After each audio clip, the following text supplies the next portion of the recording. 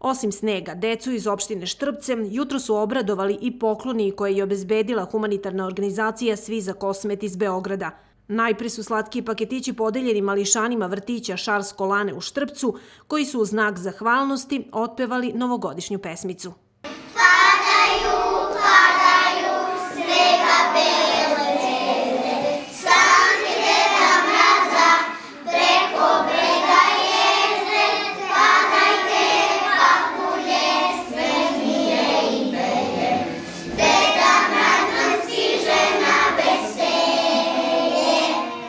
Nakon vrtića pokloni su uručeni i svim učenicima osnovnih škola Staja Marković u Štrpcu, Šarski odred u Sevcu i Rajko Urošević u Gotovuši.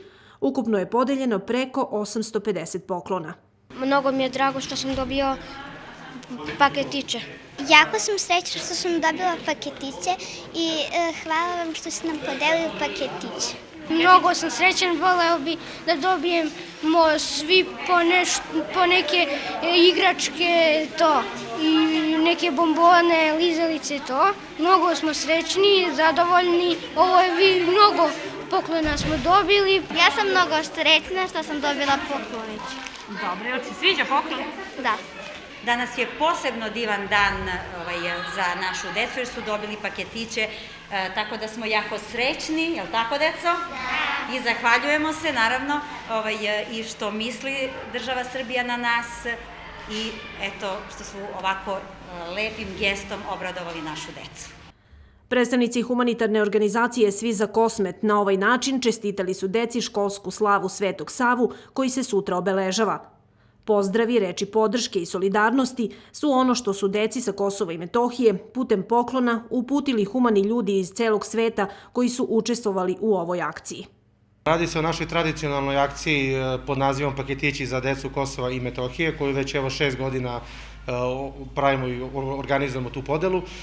Sa prve godine od 200 paketića skočili smo na ove godine na jedan nestvaran rezultat od 13.890 paketića koji su namenjeni za decu Kosova i Metohije, ali smo mali deo izdvojili i za decu Banije što su preživjeli ovaj teški zemljotres i malo za našu decu iz Bujanovca i Preševa. Donatori širom sveta, to moram da napomenem, su se vrlo potrudili, znači mi smo sakupljali u 12 zemalja i 78 gradova širom sveta, to znači da je mnogo ljudi učestvovalo u ovoj akciji, mnogo ljudi vama ovde na Kosovu i Metohiji šalje jedne pozdrave, podršku i poruku u stvari da misli na vas, što je u stvari najvažnije.